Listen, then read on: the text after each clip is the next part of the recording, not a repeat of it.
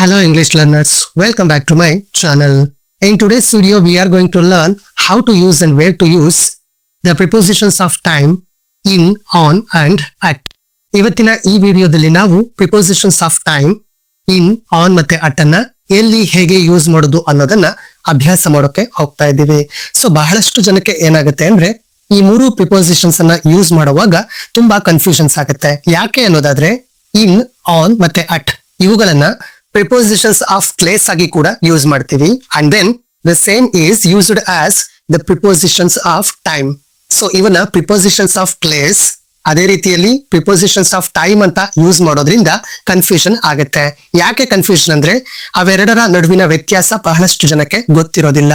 ಅದಕ್ಕೆ ಇವುಗಳನ್ನ ಯೂಸ್ ಮಾಡುವಾಗ ಕನ್ಫ್ಯೂಷನ್ ಆಗುತ್ತೆ. ಬಟ್ ಇವತ್ತಿನ ಈ ವಿಡಿಯೋದಲ್ಲಿ ನಾನು ಇನ್, ಆನ್ ಮತ್ತೆ ಅಟ್ ಅನ್ನ prepositions of time ಆಗಿ ಎಲ್ಲಿ ಹೇಗೆ ಯೂಸ್ ಮಾಡೋದು ಅನ್ನೋದನ್ನ ಬಹಳ ಸಿಂಪಲ್ ಆಗಿ ಹೇಳ್ಕೊಡ್ತಾ ಇದ್ದೀನಿ. ಜಸ್ಟ್ ಸಿಂಪಲ್ ಆಗಿ ಇವುಗಳನ್ನ ಎಲ್ಲಿ ಯೂಸ್ ಮಾಡ್ಬೇಕು ಅನ್ನೋದನ್ನ ಹೇಳ್ತಾ ಇದ್ದೀನಿ. ಇನ್ಮೇಲೆ ಇನ್, ಆನ್ ಮತ್ತೆ ಅಟ್ ಅನ್ನ prepositions of time ಆಗಿ ಯೂಸ್ ಮಾಡುವಾಗ ಖಂಡಿತ ಒಂದ್ ಸ್ಮಾಲ್ ಮಿಸ್ಟೇಕ್ ಕೂಡ ಆಗೋದಿಲ್ಲ ಅನ್ನೋ ಗ್ಯಾರಂಟಿಯನ್ನ ನಾನ್ ಕೊಡ್ತೀನಿ. So what are V waiting for? Let's get started. In, on and at ಇವುಗಳನ್ನ prepositions of time ಆಗಿ ಹೇಗೆ ಯೂಸ್ ಮಾಡೋದು, ಎಲ್ಲಿ ಯೂಸ್ ಮಾಡೋದು? First one in.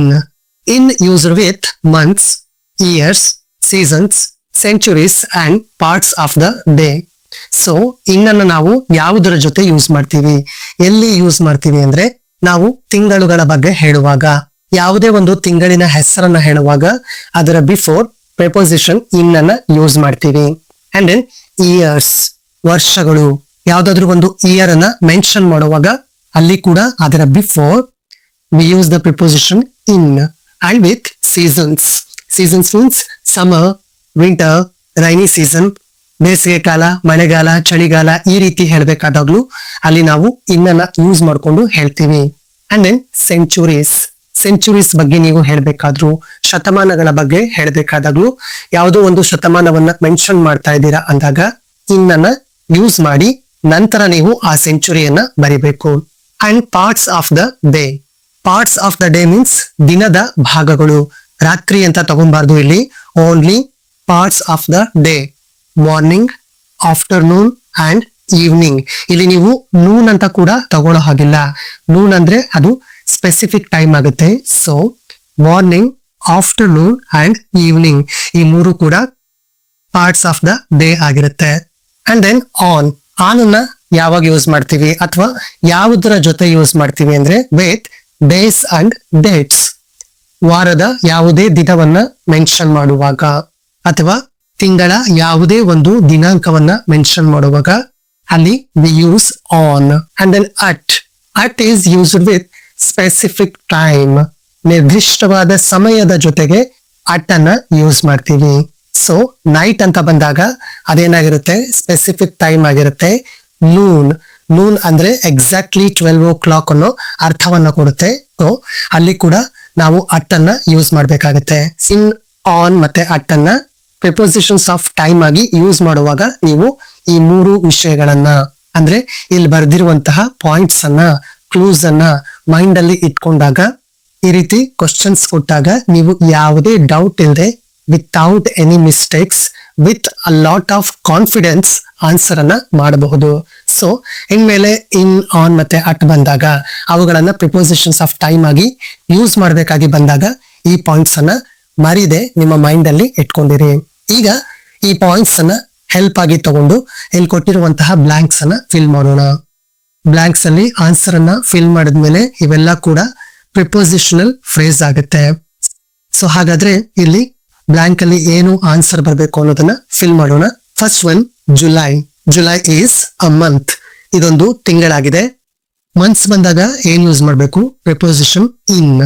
So in July dash July 15.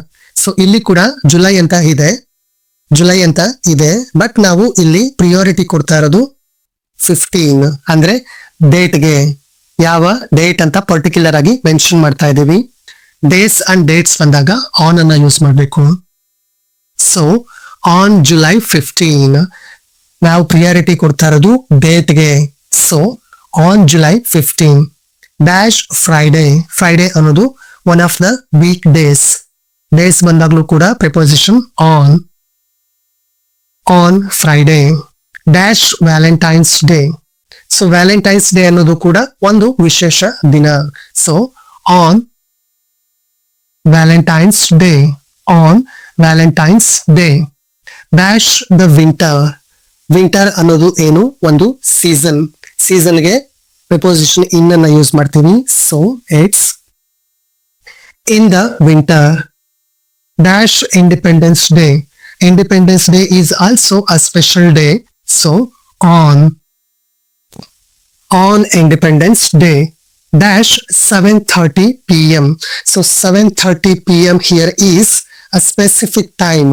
ಒಂದು ನಿರ್ದಿಷ್ಟವಾದ ಸಮಯವನ್ನ ಹೇಳ್ತಾ ಇದ್ದೀವಿ.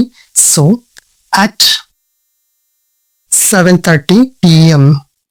Dash the morning. The morning is part of the day. ದಿನದ ಒಂದು ಭಾಗವಾಗಿದೆ. So we use in the morning. Dash Sunday.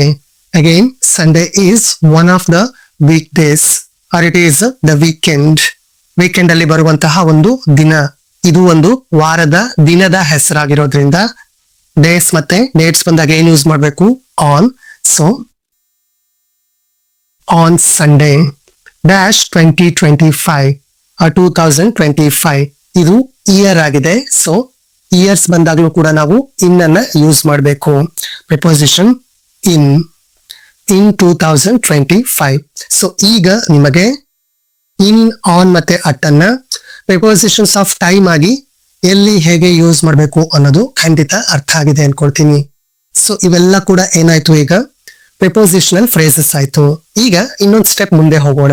ಅಂದ್ರೆ ಸೆಂಟೆನ್ಸ್ ಗಳು ಬಂದಾಗ ಅಲ್ಲಿ ಇನ್, ಆನ್ ಮತ್ತೆ ಅಟ್ ಪ್ರಿಪೋಸಿಷನ್ಸ್ ಆಫ್ ಟೈಮ್ ಆಗಿ ಎಲ್ಲಿ ಯೂಸ್ ಮಾಡಬೇಕು, ಹೇಗೆ ಯೂಸ್ ಮಾಡಬೇಕು ಅನ್ನೋದನ್ನ ಅಭ್ಯಾಸ ಮಾಡೋಣ. ಅಲ್ಲಿ ಕೂಡ ನಾವು ಈ ಕ್ಲೂಸ್ ಅನ್ನ ಮೈಂಡ್ ಅಲ್ಲಿ ಇಟ್ಕೊಂಡು ಆನ್ಸರ್ಸ್ ಅನ್ನ ಮಾಡೋಣ.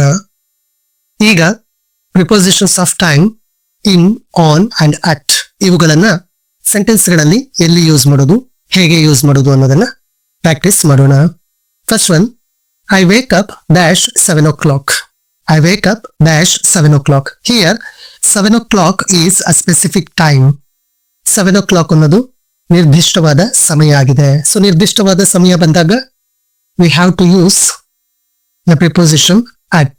At ಅನ್ನ ಯೂಸ್ ಮಾಡಬೇಕು. So the answer is at. I wake up at 7 o'clock. My birthday is dash September. My birthday is dash September. Here September is the name of a month. ಇದೊಂದು ತಿಂಗಳ ಹೆಸರಾಗಿದೆ.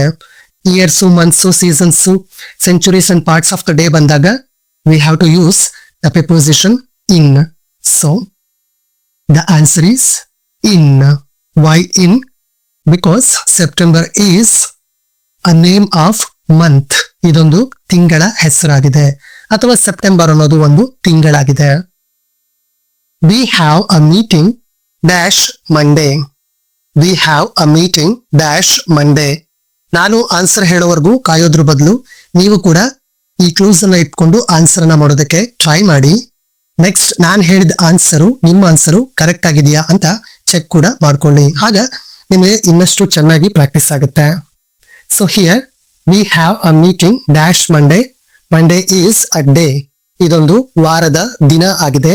So days and dates ಬಂದಾಗ we have to use on. We have a meeting on Monday. They go for a walk dash the morning. They go for a walk dash the morning. So here the morning refers to part of the day. ಇದು ದಿನದ ಒಂದು ಭಾಗವಾಗಿದೆ, ರಾತ್ರಿಯ ಭಾಗ ಅಲ್ಲ, ದಿನದ ಒಂದು ಭಾಗವಾಗಿದೆ. So part of the day ಬಂದಾಗ we need to use the preposition in. In. They go for a walk in the morning. She was born dash 2000. She was born dash 2000. And here 2000 is a year. ಇದೊಂದು ವರ್ಷ ಆಗಿದೆ, year ಆಗಿದೆ. So we need to use, or we have to use preposition in. she was born in 2000. In first one, at, because 7 o'clock, a specific time. And in second one, in September, because September is a month. And on Monday, because Monday is a day. In the morning, because the morning is a part of a day. In 2000, because 2000 is a year. ಇದೊಂದು ವರ್ಷ ಆಗಿದೆ. Next one, we are going on a trip dash Sunday. We are going on a trip dash Sunday. Here, Sunday is the name of a day. ಇದೊಂದು ವಾರದ ದಿನ ಆಗಿದೆ. So, days and dates ಬಂದಾಗ on Sunday. We will visit them dash December. December is a month. So, preposition in. We will visit them in December. The train arrived dash noon. The train arrives dash noon. At noon. So, ಯಾಕೆ ಅಟ್ಟನ್ನ use ಮಾಡ್ತೀವಿ ಅಂದ್ರೆ noon means it's exactly 12 o'clock. So, ಅದು specific time ಅಂತ consider ಆಗೋದ್ರಿಂದ at noon. The movie starts dash 5 p.m. Here 5 p.m. specific time. So, at 5 p.m. The movie starts at 5 p.m. And he studies dash night at night. So, night before ಕೂಡ ಅಟ್ಟನ್ನ ಯಾಕೆ use ಮಾಡ್ತೀವಿ ಅಂದ್ರೆ English ಅಲ್ಲಿ night ಕೂಡ ಒಂದು general specific time ಅನ್ನ ತೋರಿಸುತ್ತೆ. So at night. On Sunday, because Sunday is the name of a day. In December, because December is the name of a month, or it is one of the months of the year. At noon, noon is a specific time. 5 p.m. again a specific time, and night it is also a specific time. So ಈಗ ನಿಮಗೆ in, on ಮತ್ತೆ at ಅನ್ನ prepositions of time ಆಗಿ ಯಾವ ಸಂದರ್ಭದಲ್ಲಿ use ಮಾಡ್ತೀವಿ ಅನ್ನೋ ವಿಚಾರವಾಗಿ ಯಾವುದೇ ಕನ್ಫ್ಯೂಷನ್ಸ್ ಇಲ್ಲ ಅನ್ಕೊಳ್ತೀನಿ. ಈಗ ನಿಮಗೆ ಒಂದಷ್ಟು practice sentences. So in, on and at prepositions of time. ಈ ಕ್ಲೂಸ್ ಅನ್ನ ಯೂಸ್ ಮಾಡಿಕೊಂಡು ಬ್ಲಾಂಕ್ಸ್ ಅಲ್ಲಿ ಏನ್ ಆನ್ಸರ್ ಬರಬೇಕು ಅನ್ನೋದನ್ನ ಕಾಮೆಂಟ್ ಮಾಡಿ ಹೇಳಿ. First one, she studies dash the morning. They left dash Christmas day. I was born dash June. The bus arrives dash 8 o'clock. And last one, we will travel dash 2026 or 2026. ಈ video ನಿಮಗೆ useful ಅನ್ಸಿದ್ರೆ like this video and share this video. If you are watching my videos for the first time, then don't forget to subscribe my YouTube channel. Thank you.